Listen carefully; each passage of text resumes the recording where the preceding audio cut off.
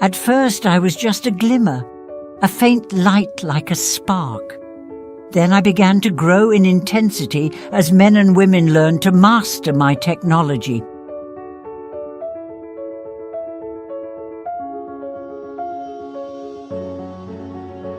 After that, around the world, I made my way across the continents, achieving success after success, fostering collaborations and expanding my reach.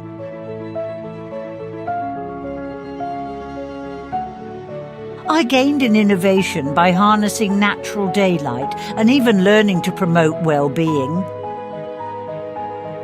Now, I'm shining and continuing to unite together a family that is still growing. Oh, by the way, I forgot to mention why I know this story so well. It's because I lived it, because my name is Sylvania and I've been lighting the path for 100 years.